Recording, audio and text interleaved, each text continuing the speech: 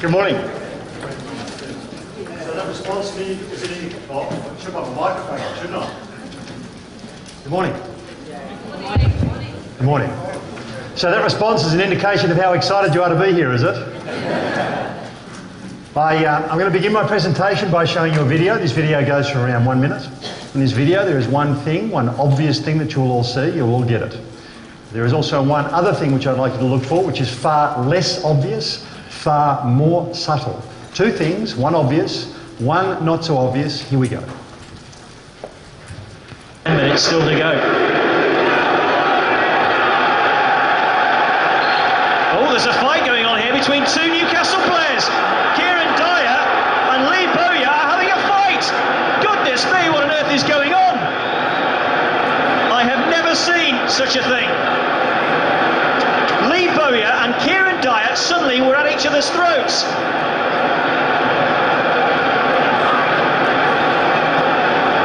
Well, what does he do now? Barry Knight calling the two players towards him. It's a red card for Kieran Dyer, and that means it will have to be surely a red card for Lee Bowyer. It is. Good grief. I don't know if you caught it at the end, but I love the conclusion of that video. The guy goes, good grief. 30 seconds at your table, talk about what the obvious thing is, and secondly, more important, you'll all get that, what's the far less obvious thing, the far more subtle thing. You've got 30 seconds and your time starts now.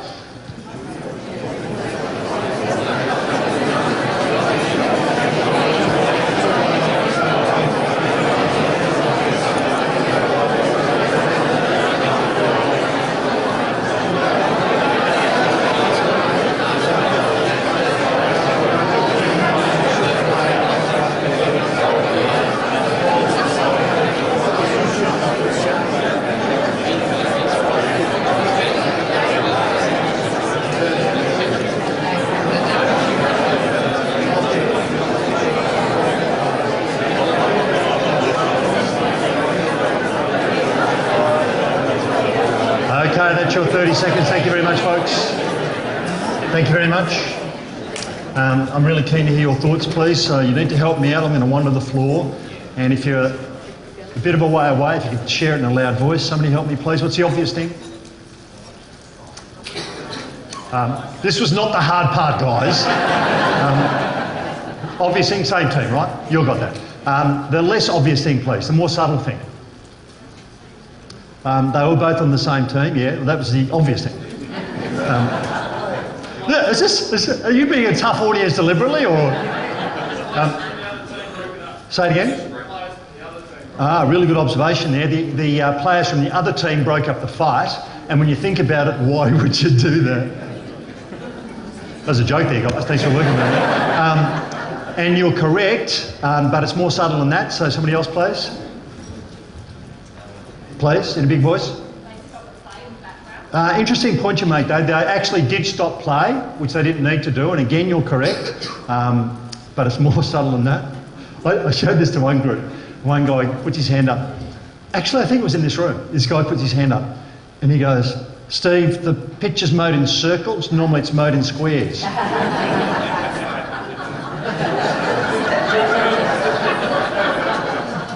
I went back and had a look, and he was correct. Unbelievable. One more? Two players sent off, therefore the whole team suffers, and again, you're absolutely correct, but it's more subtle than that, and I'm being unfair on you because the quality of this video isn't that good. Look, if I could purchase a high definition version of this video, I would purchase it. Honestly, I would, but I can't. I continue to search, I can't. So I am being unfair on you. Have any of you been able to decipher what the score is? That's the bit where I'm being unfair, and I do apologise for that. The score is 3-0. Would you like to guess who's zero? The team that's fighting. So for those of you who are worried right now that this next 50 or 55 minutes is going to be a sports analogy session, don't worry, we're going to move on in a minute. It's not a sports analogy session. But I did seek this video out. I was having a chat with a good mate of mine. In fact, some of you may have come across him, Bruce Sullivan. Have you ever come across? He's a speaker. Anyway, I was having a chat with Bruce, and I don't know why this idea popped into my head, but I shared this thought with Bruce. I said it's only in losing teams that people fight. And I think that's the truth. I think there are some morals to the story that can be drawn from this video that have application in the world of work. And that's the first of the morals to the story, and it's that winning teams don't fight, losing teams do. Now, of course, there are exceptions to this rule, but those of you who've played sport, for example, in the past, you know that it's only when you start losing that you start to argue. You don't argue when when your team's winning. That, I think, is a moral of the story. Another one is this: it's much more fun to be, and less dangerous to be in a winning team. And while that sounds a bit glib, I actually think it's true. If you feel part of a winning team, it feels you actually want to be there. If you don't want to be there. Another moral is this one: fighting need not be physical. There are other ways to be at war. I've got a terrific job. I work with organisations of all types and persuasions in the area of workplace culture, and I work with organisations in Australia, and sometimes I get the chance to work overseas. And I've been doing this for a long time. I've been doing it for, 25 years. I continue to be gobsmacked by what I see, because I cannot believe the extent to which, in so many organisations, some of which are well-known brands that you would all know, I cannot believe the extent to which there is internal warfare within organisations. At its most subtle, it is the silent treatment between this work area and that work area. And then it can escalate a bit further, and these people in their absence can talk badly about those people over there. And then it can escalate a bit further, and in their presence, these people can talk badly about those people. And then it can escalate even further, and there can be outright sabotage between two work areas. I'm telling you, it is rampant, and it is a bit weird when you stop and think about it, because we're all there for the same purpose. It is rampant. Normally it doesn't manifest in physical fights, but we find variations therein. Another moral is this one: a fighting team won't win, doesn't matter how good the individual players are. There's an overused cliche. It is overused, it is a bit of a cliche that says the champion team always beat the team of champions. Now, okay, it's overused, but I think it's true. I think if we can get our people genuinely working as a team, they'll outperform the team of individuals any day. The final moral of the story from my perspective, and probably the most important for me, is this one: this wouldn't happen in a great culture. Now, I don't follow English football. I don't follow it. But I'm in the UK a year or two back, and I've got an audience of this size who know a lot more about English football than I do. And I share with them a theory, and I said, I'd honestly like you to tell me what the truth is, because you know a lot more about this than me. So I said to this group in the UK, I said to these people, my theory about that fight that we just saw on the video is that that was not a spur-of-the-moment thing.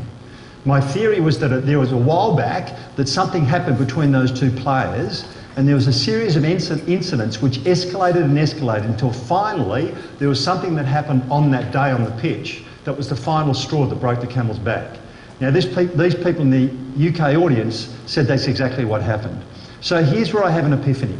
I'm going to be talking today about workplace culture, the culture within your schools. And I think there is a risk when people talk about culture that people think about it in terms of, oh, that's that soft, flowery stuff that sits out to the side where we all got to stand around at the end of the day, hold hands and sing Kumbaya. Nothing could be further from the truth. Let me ask you this. In our schools, do we want disagreements, yes or no? Yes. You serious? I 100% agree with you. We want people to passionately put their positions, correct? And sometimes that's going to be a different point of view to others, and we want disagreements. Well, we're going to get them anyway, because we have personality differences. In any school of any size, you can have personality clashes, and we're going to get disagreements. So here's my point. The difference between a good culture and an ordinary culture is that in a good culture, those disagreements are never allowed to escalate. They are always dealt with appropriately, and they are never allowed to escalate. That's the real world of culture, where we will get disagreements, and in some cases we want disagreements, but they will never be allowed to fester and get worse and get worse and go on. That's the kind of culture I'm talking about today. So last year we did some fascinating research, and we stumbled across this, what I think is a really good question. The question we asked in our research was this: if the culture of your workplace was to become as good as it realistically could, how much improvement would there be on people's performance? If the culture of our workplace was to become as good as it realistically could, how much improvement would there be on people's performance? So we gave people a sliding scale ranging from 0, because 0 is a legitimate answer, 10, 20, up to 100%, and then 100% plus. Now, whenever I get in front of a leadership team, and I am able to do it, I will ask the same question. When I do it face to face, when I'm doing it in front of a leadership team, I will stress this point. I will say 0 is a legitimate answer. You might think the culture of your workplace is as good as it's going to get realistically. So 0 is legitimate. But then I will say, so put a figure on it. It can be 0, it can be 2, it can be 5, it can be whatever you like. So if I asked you to put a figure when you think about your school, by the way, this was an audience that was a range of industries, so it wasn't confined to schools. So if I asked you to answer this question, I wonder what you would say for your school. If the culture of our workplace was to become as good as it realistically could, how much improvement would there be on people's performance/productivity? I'd like you to put a figure on this and tell the people you're sitting next to. 30 seconds, your time starts now. Over to you. Thanks, folks. If you could wrap up there, that'd be brilliant. Thank you.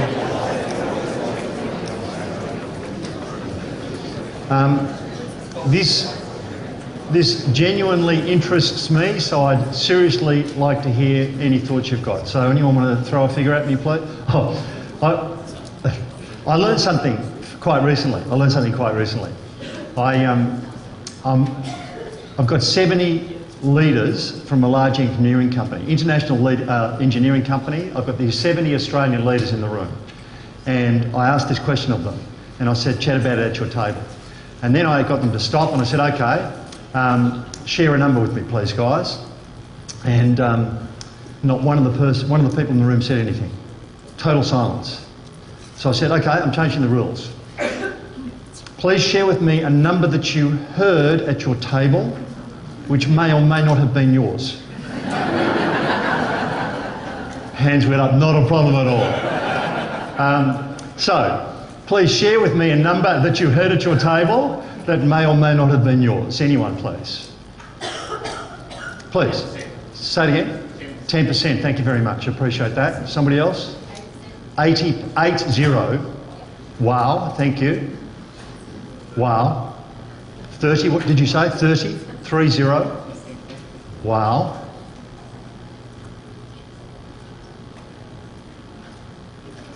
What does all this silence mean? 50, thank you. Wow. 30? 27.3. I would have preferred that to 2 decimal points, but anyway, we'll live with that. These are big numbers, yeah? Yes? These are big numbers. And frankly, they're not atypical. I'll show you the results that we got from the research. What I'm going to show you is the percentage of people who said 20% or more, the percentage of people who said 50% or more, and so on. Like, you get it? Here's the results that we got.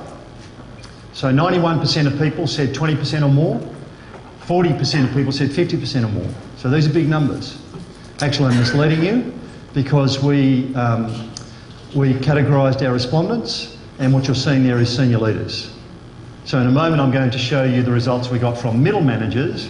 Now I want you to give me a word, more or less. Do you think that the middle managers saw more or less capacity for improvement?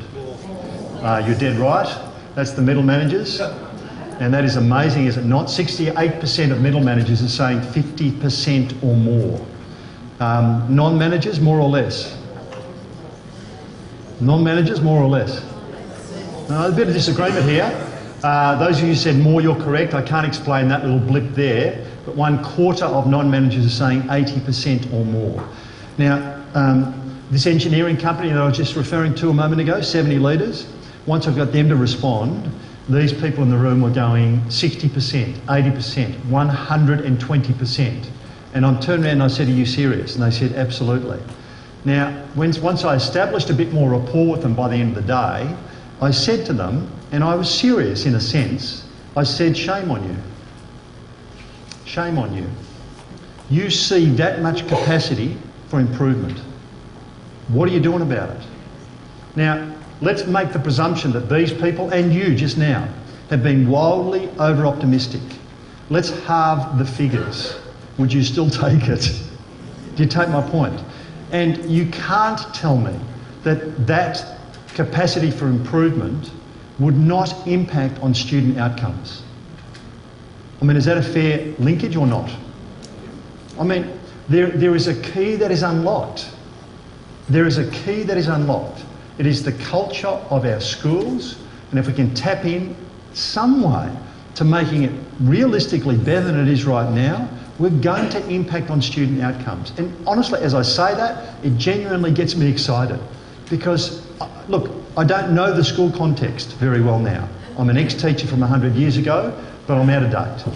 But I get excited by the prospects that there is this fantastic latent capacity. Now, it might be being unfair because you guys might be putting a lot of energy and effort into getting the culture better than it is right now. So I'm not making a value judgment on you there, but in a sense, if you are, it's not working based on the figures I've just heard.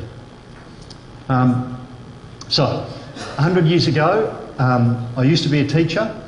I trained in Western Australia. At age 25, I got on a plane and went to, on the 3rd of January, went to Edmonton to begin a master's degree at the University of Alberta at age 25. I'd never been overseas before and never seen snow before. Anyone been to Edmonton? Do you know where Edmonton is? Minus 28 when I flew in. Best year of my life. It was just so stimulating. Came back and taught for a couple of years more. Was massively disappointed because when I got off the plane, after having completed my master's degree, fully expected to be greeted on the tarmac by this raft of people ready to offer this bright young bloke a job, which for some reason didn't happen. Don't know why. But went back and taught for a couple more years and then went into the head office of the education department in what turned out to be for 5 years, from 84 through 89 in Western Australia. Now, the reason I'm telling you that is because during my time in head office of the education department, I was invited to do a series of half-day workshops for school leadership teams for a particular region. And when you're early or late 20s and somebody asks you to do something like that, doesn't matter what the topics are, what are you going to say? Not a problem, I can do that. So I did a couple, and then the next topic to come up, you know, these are spaced 1 month apart, the next topic to come up was on the topic of culture. And of course I could do that because I'd studied about that when I'd done my master's degree in Canada. And I went back to my books because I'm going to organise this session on workplace culture for school leaders. I went back to my books, and frankly, what I read about, the more I read, it reminded me of why I didn't get turned on by the idea of workplace culture. Because it just was academic, it was philosophical, it was theoretical, it had no practical feel to it in the stuff that I'd studied. So I decided I wasn't going to do that. And I decided that I was going to create my own content on workplace culture.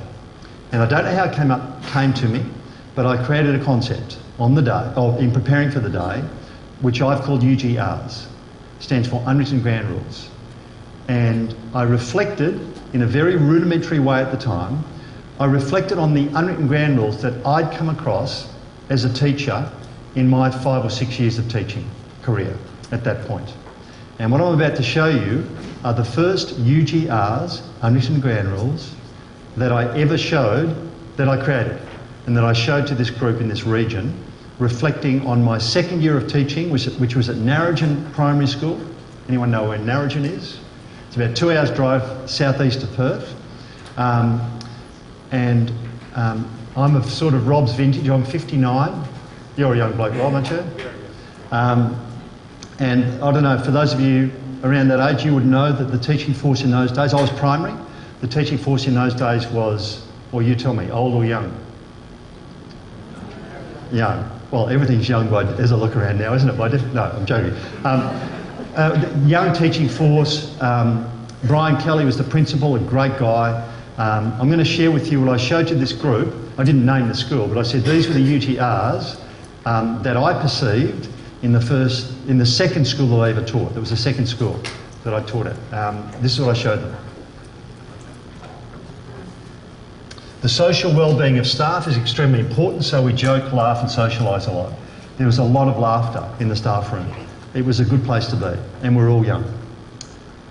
The leadership team has exclusivity insofar as you are able to relate to their style of humour and their inside stories. Note, the emphasis here is intended to convey that you had to convey the emphasis here is intended to convey the point that you had to conform. Does that make sense? There was an in-group, and they had their own in-stories. And as a new young bloke coming into this team, I wanted to be in that in-group, and I didn't know their inside stories. So I had to learn their style of humour. I had to learn... Is this making sense? I knew I made it the day Brian Kelly the principal put his head through the door of my room as I was teaching and said, "Mr. Simpson, are you right for that 3:30 meeting this afternoon?" I said, "Yes, Mr. Kelly, I am." Any guesses on where the 3:30 meeting was? No, the Narrogin Golf Course. Where else? I knew I'd made it then. Another UGR, a sign of being included as part of the leader group is being invited to play golf. The only time students are talked about in the staff room is when they have done something we can laugh about. Not kidding you. Students weren't talked about unless they were the butt of the joke. Does this make sense? On the day, I was just exploring this concept of UGRs. On the day I presented it, I knew I was onto something. I absolutely knew I was onto something because I got a physical reaction. I had people leaning forward, or I had people almost physically turning their back on this stuff because it was too confronting. So it's been developed massively since those early days. And this is essentially all I do, work in the area of workplace culture, because I put to you the best way to think about UGRs, the best definition that I can come up with for UGRs is that they are people's perceptions of this is the way we do things around here. People's perceptions of this is the way we do things around here. And now when I share the concept of UGRs to people outside of schools, I will show these UGRs, some of which have application within schools. But my point in showing you these is this is the original set which was created in a school context. So these are other UGRs that I've come across in the workplace. These are UGRs. These are UGRs in my... I'm having some technology grief today. Here we go. At our meetings, it isn't worth complaining because nothing will get done. The only time anyone gets spoken to by the boss is when something is wrong. Our funniest jokes usually involve making jokes about our work colleagues. When I first wrote this one, I read a little more brutally, and I read our funniest jokes usually involve dumping on our workmates. We go through the motions with our bosses. Once they're gone, we do what we want. And I can read the minds of a few of you who are thinking, so what's wrong with that one? But that's neither here nor there. Now, in an organisation that has documented policies, procedures, standards of service, very prescriptive job descriptions, all of this documentation, which counts most, the documentation or the UGRs? Silly question. You all know that the UGRs count most. You know the incredible thing about UGRs? They are seldom talked about openly. People have to deduce them. A really good test for UGRs in any team or school is the new person. If a new person is lucky, they get an induction or orientation where they get told this is the way we do things around here, and then they go and find out the truth. And they find out by deduction. They'll look for certain cues and clues to deduce the UGRs in their new team or their school. So, I've got a theory. I'd honestly like your feedback. I think this is pretty close to a 100% rule. Please give me your feedback. I'm genuinely interested. A person who is new to a job is quieter than what they normally would be. Yes or no? Yes. Don't you think that's pretty close to 100%? Yes. Why are they quieter? They're watching. They're learning. They're nervous. They're listening. Let me paraphrase all of that. I put to you, we stay quieter to check out what the UGRs are. Now, we don't have the term UGRs in our heads, but it's the natural human instinct that we stay quieter to check out what the UGRs are. Do you agree with that? Why? Why do we want to check out what the UGRs are? We want to fit in. So let me paraphrase that. I mean, get this, folks. We stay quieter to check out what the UGRs are in order that we can conform. Yes or no? Don't conform at your peril. See what happens. Good luck with that. It's remarkable. So, a new person to a school. stays quieter, they're checking out what the UGRs are. So, here's a hypothetical.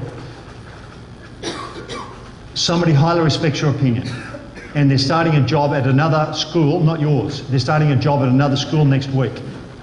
And they have come to you with a specific question. The question is this: when I start my job next week, what should I look for or look at specifically to deduce the UGRs?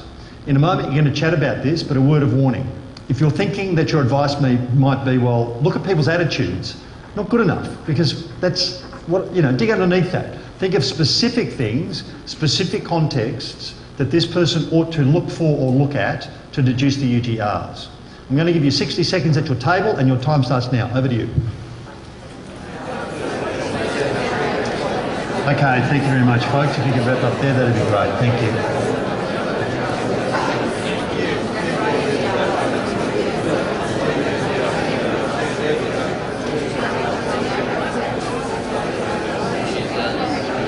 Thanks, folks. If you could wrap up there, thank you.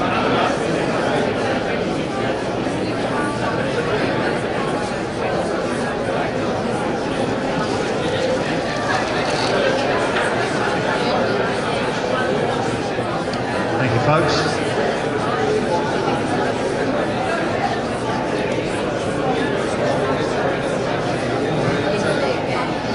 Thanks, folks.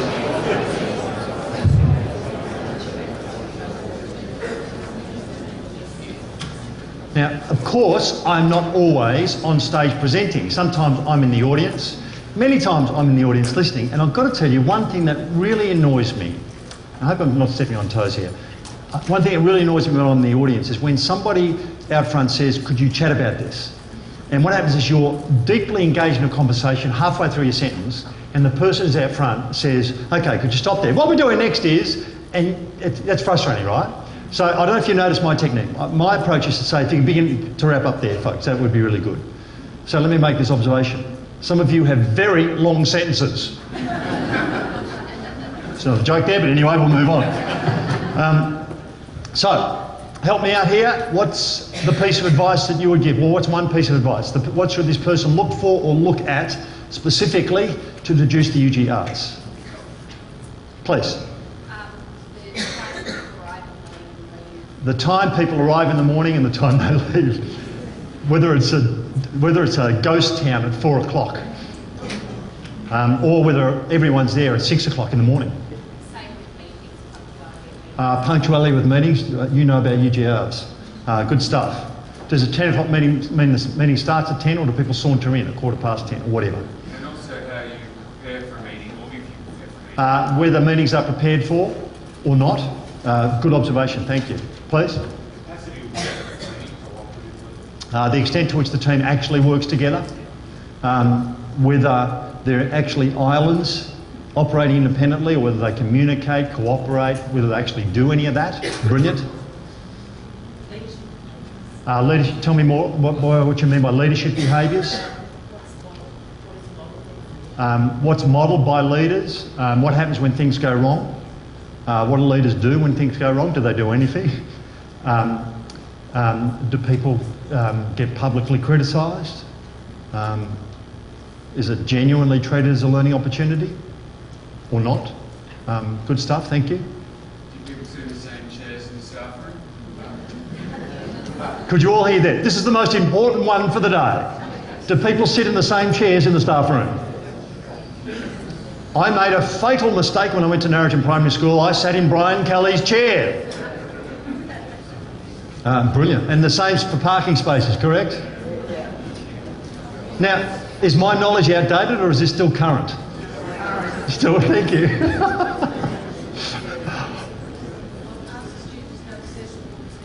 Wow, ask students how accessible teachers are. Wow, that is good. Please. Unofficial hierarchy. The unofficial, that's brilliant. Unofficial hierarchy. So who do people go to seek opinions? Who do people go to after a meeting? Who gives the opinions? Well, who gives the opinions and to what extent do they listen to it?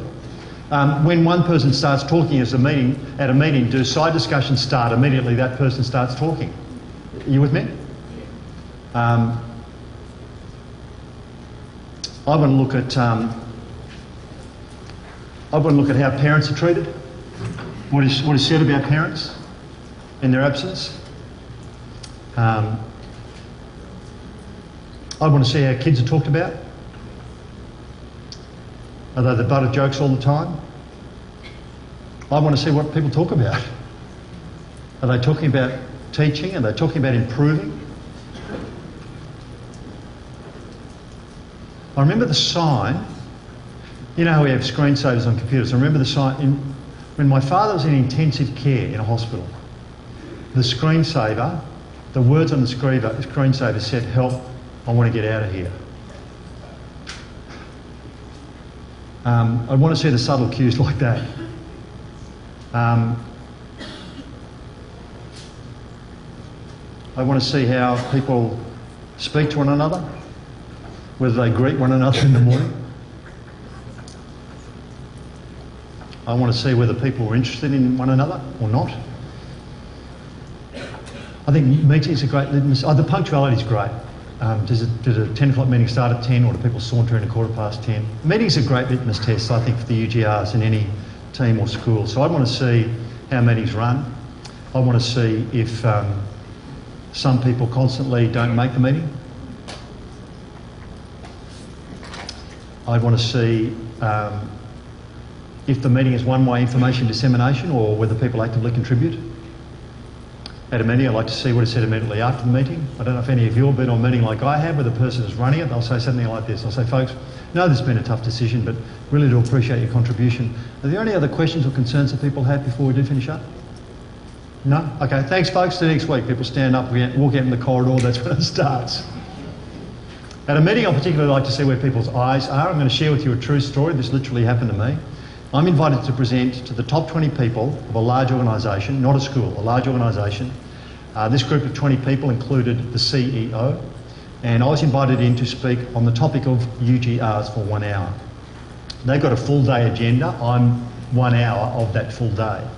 So they're already in the room when I go in. There's a big long board table. At the top of the board table is the CEO. Everyone else is down the sides. I'm down the bottom. That's fine. That's as I expected. 15 minutes into my presentation, I am gone, finished, shattered after 15 minutes. Please try and picture this if you can. Remember, I'm invited in to speak on the topic of UGRs. Picture this, please. For the entire first 15 minutes, the entire first 15 minutes, every single person's eyes in that room were fixed firmly on the table in front of them. Can you picture this? A bit more feedback would have been useful here because I still need therapy on this one. Can you picture this?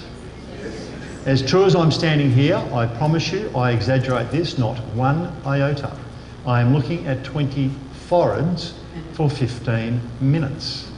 If that were you, can you imagine its impact on you? I reckon you can destroy anyone using this method. In fact, you should try it out. Take it. No, don't do it. No. I'm gone after 15 minutes. We've all seen beginning speakers and trainers. They shake because of their nerves. I regressed to that because your confidence is shattered. I literally could not continue. I stopped. I said, "Look, I'm sorry. I'm going to have to stop here." I then had to try and find something I could lean on. I needed some support. And I said this. I said, "Look, to be honest, I'm actually picking up a UGR in this room right now. And I admit I may be incorrect in interpreting it, but I'm seeing everyone's eyes fixed firmly on the table in front of them. I'm picking up a UGR which says, around here, outsiders have got nothing to contribute." Well, a few eyes lifted then. It was a big mistake though. I didn't get any work for that company. A good mate of mine I was sharing this story with, he's a good thinker, and he said to me, "Steve, do you think you might have jumped in too early in saying that?" Well, I thought long and hard about that. You know what? If the same thing happened to me again tomorrow, I'd do exactly the same thing. In fact, I'd probably jump in a bit earlier. Why? Because there's a UGR in this group that says something like this: around here, our internal politics are more important than showing respect to an outsider. Are you with me on this one? Somebody else said, "Steve, maybe it's a new board table are all admiring." I don't think so. Now, I'm going to make a big call and I'm choosing these words carefully. The incredible thing about UGRs is they are seldom talked about openly. Here's my big call, and I'm seriously choosing these words carefully. I think there is nothing more powerful in a team or a school than is UGRs. Nothing. and yet incredibly they are seldom talked about openly. It's a little bit weird when you think about it. My behaviour, your behaviour is being dictated by the UGRs, and yet it's like a parallel universe. We never talk about it, seldom talk about it openly. It's a bit weird. If you doubt the power of UGRs, I'd like to share with you a story that's purported to be true. It's a story about behavioural scientists who place 5 monkeys into a cage. This is a regular cage except for the fact it has a ladder in it. At the top of the ladder is a bunch of bananas. The ceiling of this cage has sprinklers in it through which water can flow. There's a button outside that can turn the sprinklers on. The scientists place the monkeys into the cage. It doesn't take them long to spot the bananas. They begin to have the ladder, at which time the scientists press the button, the sprinklers get turned on, the monkeys get drenched. Turn up again, they get drenched again. Again, they get drenched again. This continues and continues until, what do you think happens after a time? They stop trying to go up. What happens next is really quite intriguing. The scientists remove one of the original monkeys, in its place put a new one. Something extraordinary happens. The new monkey spots the bananas and begins to head up the ladder. Incredibly, the scientists need not go near the button, because as the new monkey heads up, the others aggressively jump on him and pull him down. He tries to go again, they jump on him, pull him down. Again, they jump on him, pull him down. It continues and continues until that new monkey tries no more. And then take another of the original monkeys out, in his place put another new one. You can guess what happens. He tries to go up, the others aggressively jump on him, and that continues until he tries no more. After a time, each of the original monkeys has been replaced. And then put another new monkey in the cage, he spots a banana, begins to head up the ladder, the others aggressively jump on him and pull him down. Why? Not one of them knows.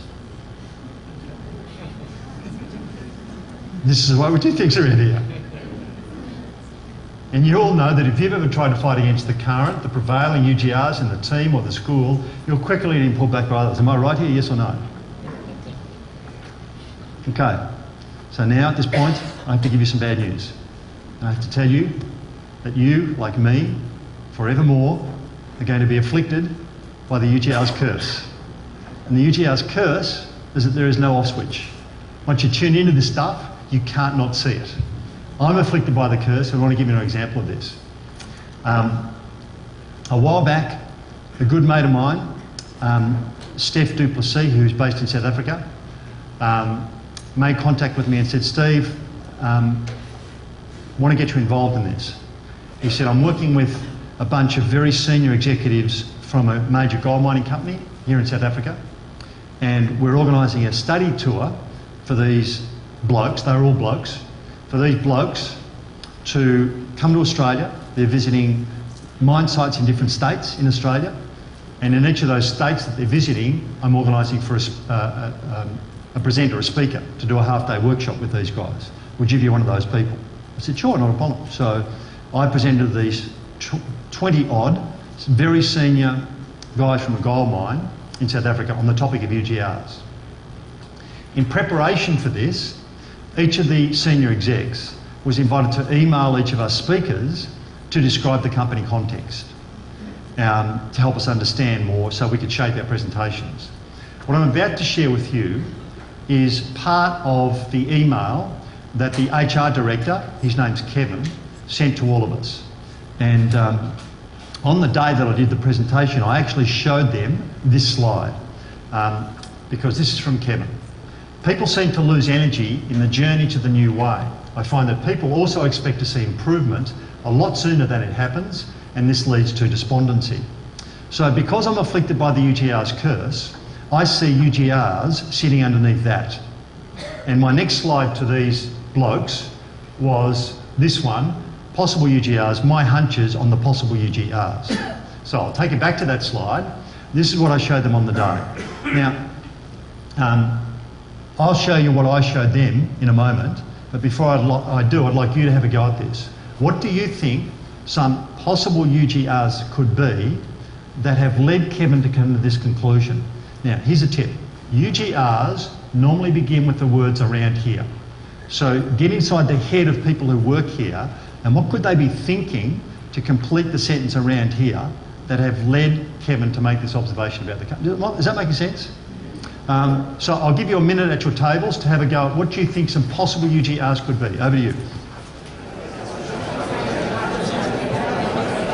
Okay, folks, if you can wrap up there, that'd be great. Thank you very much.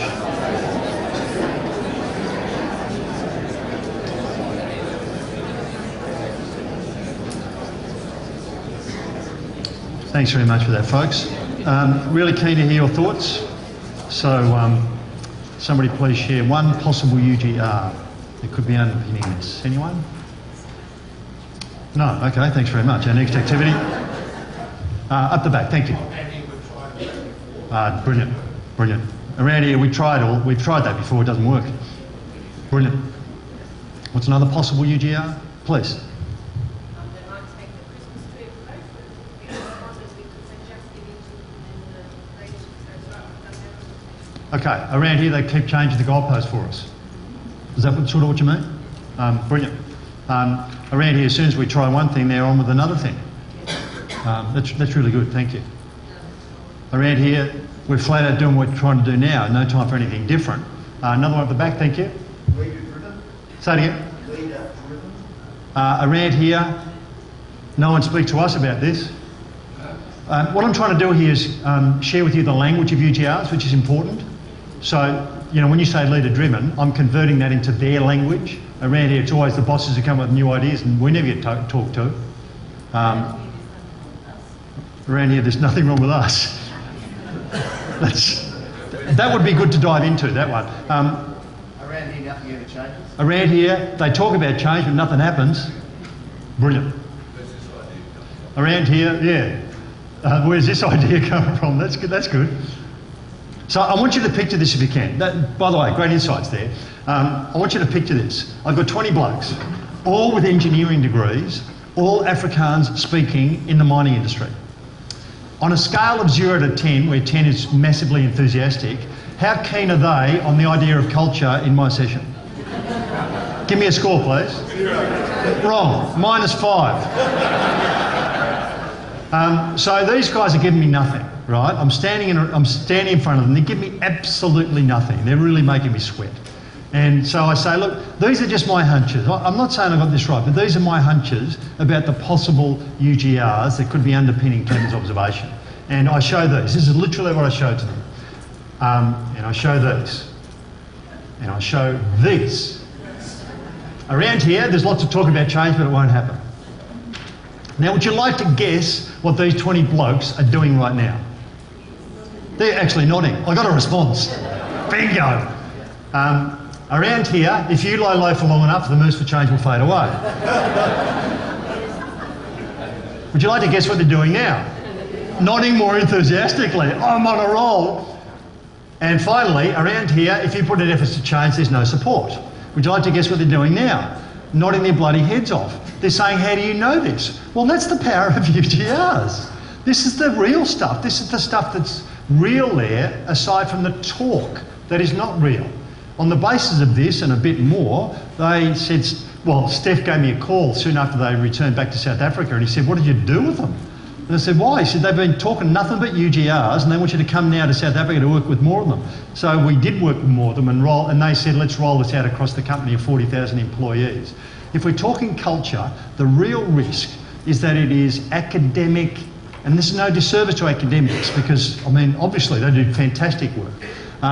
But the risk is it's got an academic feel to it, it's philosophical, it's not real talk. The power of UGRs is its reality. This is the real stuff that happens in our schools, in our teams. It's the real stuff. So I'll be digging into how we can use the concept of UGRs in a workshop. I'm running a workshop later on and I'm going to walk through the 5-step approach that we've used where we use UGRs as the vehicle to both understand the current culture and to improve it. Not to say you've got a lousy culture now, but to say what is it like now and let's work on trying to make it even better. And if there is that capacity for improvement of the magnitude that you share with us at the start of this session, then get excited by the prospects. So I'm going to walk you through in this session. We will do this in more detail in the workshop. The first step is what I call envision, and I love this question. The question is this: what are the key cultural attributes we need in place to ensure the best possible student outcomes and to make this a great place to work? Put more simply, the question could be this: what does our culture need to look and feel like to make the best for student outcomes and to make this a great place to work? Now, to get people involved in that question, I think there's massive value. Because I fear the risk is that many people think that the culture is a function of luck and we're either lucky or we're unlucky. They've actually not stopped to consider what is the kind of culture that is most necessary to maximise student outcomes and to make this a great place to work. And there is massive value in that conversation alone. What do we want our culture to be like for best student outcomes and to make this a great place to work? Now, I don't know if some of you have ventured down that territory. Some of you have indirectly. Do any of you have values in your schools?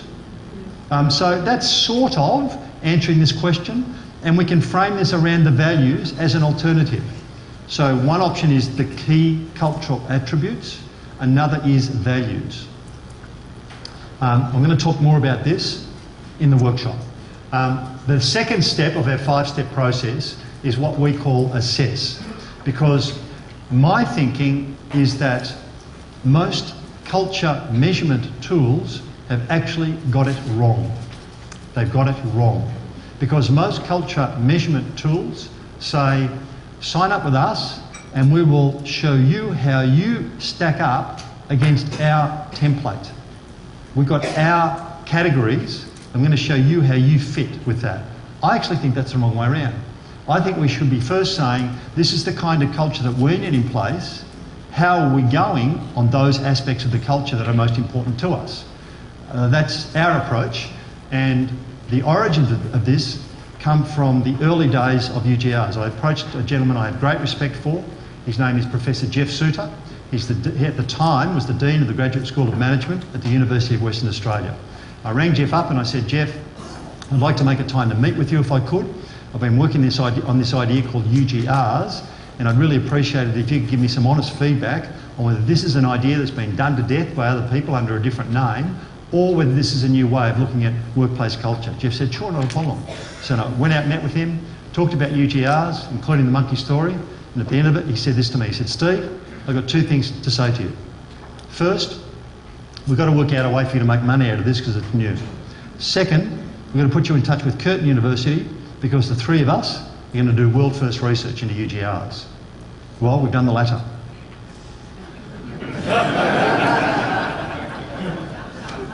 They're a bit slow, I might point out, and any donations for the former greatly appreciated. We have done our world-first research into UGRs. It was absolutely fascinating. We used this technology where people sat around a table. Rob, what's the time, mate? How much time have I got? 5, thank you. We sat around this table, 10 people from 10 different organisations for a morning at a time, and in front of each chair was a keyboard and a monitor. And rather than speak, they typed their answers into their computer. Once they hit the enter button, it went into a central computer which jumbled the order in which it was entered. So all people knew is that you said one of those things, they didn't know which one you said. Does that make sense? It freed people up. We didn't stumble across this. Professor Jeff Souter came up with this idea for uncovering what the prevailing UGRs are. I wish I could claim this as my idea. It wasn't. It was Professor Jeff Souter's. We said to people, think about the way we do things around here and complete the sentence to what we now call lead-in sentences. And his son that we did in the research. Around here, customers are. Would any of you like to predict some of the responses we got to this? You give me a word, please. Annoying. You've been reading my notes. We literally had that. One person wrote, an interruption to my working day. These are my actual responses. Customers are complainers, some think we're slackers. Customers are a necessary pain. Without them, we'll not have a job and not be able to achieve my goals in life, but they are not very well informed about our business. This makes my job harder. And another, very demanding, don't know what they really want, don't provide real time praise, expect the world. Apart from that, they're okay. Do you get the power of this? I mean, these organisations have wonderful documentation proclaiming their commitment to customer service. What a load of rubbish if they're the UGRs. Another one, around here if you criticise your boss. Are you making predictions out loud or just thinking it? One person wrote CLM, career limiting move. You'll be frowned upon and probably not advance too far in the business. Unfortunately, feedback in the upwards direction is not common practice. And another, it's always when you're with workmates and the boss never gets to hear the criticism and continues on his merry way thinking he is doing well. We know that the boss does not like to be criticised anyway. I can almost guarantee that this is a boss who literally uses these words with his people. Literally. I've got an open door policy. Anytime we've got a concern, please feel free to share it with me. But you see, maybe it was 2 weeks ago, maybe it was 2 months ago, maybe it was 2 years ago, somebody took him up on that offer. And for doing that, they got their head bitten off. Are you with me on this one? These drive people's behaviour seldom talked about openly. Now, I'm going to skip a couple of slides here, so bear with me because I am running out of time. Sorry about that. These are the 5 steps we're going to walk through in the workshop. If I can get my computer to work. If I can get my computer to work. If I can get my computer to work. If I can get my computer to work.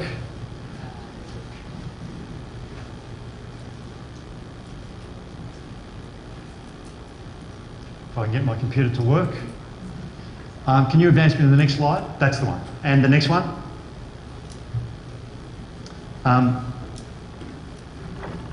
This is the gym I used to go to. We now live in Melbourne. 18 months ago, moved from the Gold Coast. Go on, say what you're thinking. And love it. We absolutely love it. We love living here. This is the gym I used to go to at the Gold Coast. That's the gym there. You can see the door entrance near the roadway. You drive up the road and past the door and then back down into the car park. The 2 signs, the 2 bays closest to the doorway have that sign in front of them. Does that make sense? There are 3 bays down further away from the disabled bay that have a different sign, and that sign is this: Mothers with Prams parking only. So I go to a lesson at 6:30 on a Saturday morning, a class on a 6:30 on a Saturday morning, and there's a BMW in front of me. And the BMW drives in and parks in the Mothers with Prams bay. Out of the BMW gets a young lady. I later found out her name is Bridget. She's a university student, has no child, so far as I'm aware has no intention of having a child. She's parked in the Mothers with Prams bay. The reason I'm showing you this, because I took that photograph, you cannot not see the sign. What is she thinking when she drives in and sees that sign in her face? What is she thinking as she drives in? You've got 20 seconds to tell the people next to you. Go.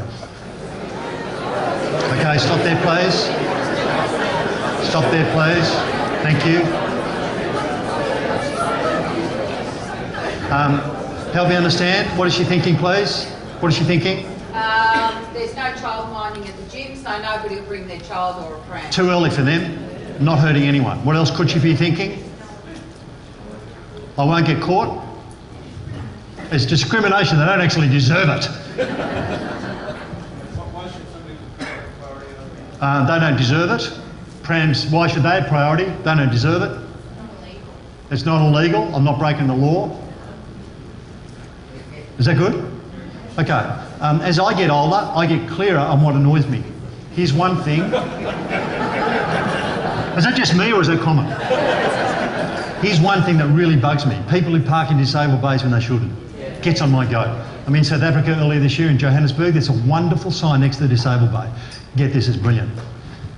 Laziness is not a disability. Isn't that good? Probably against the law to have that here, but anyway. It gets on my goat. I will not go in a disabled bay. I won't go there. It doesn't enter my head. I won't go in the Mothers with Prams bay.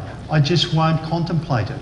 I've parked, when all the bays have been full except for the Mothers with Prams bay, I parked on the grass, which is probably breaking the law as well, but I didn't go in the Mothers with Prams bay. For me, it is a must not do. I won't go there. That's not the case for Bridget. For Bridget, it is a should not do. I put to you, as soon as something is a should and not a must, as soon as something is a should, we can find reasons to justify doing it of the very kind that you've just articulated. I want to give you another example. I fly a lot. I'm a platinum flyer with Virgin and with Qantas. I know how their internal systems work. They don't make this public, but they both have an internal rule. If you're a platinum flyer, they're meant to use your name when you present your boarding pass. It's not made public, it's an internal rule. I get in a flight from the Gold Coast to Melbourne. I give my boarding pass on a Virgin flight, the lady says, welcome aboard. She doesn't follow the rules, no big deal. I get on the plane, I sit down, I look on the tarmac. On the tarmac is a bloke, and the bloke's got his bright orange vest on. He's got safety earmuffs on, he's got a microphone, he's got safety gear wrapped around his arm. For Virgin Airlines in this instance, was safety a must or a should? For Virgin Airlines in this instance was customer service a must or a should? Do you get my drift? Somebody steals money from your school, what happens?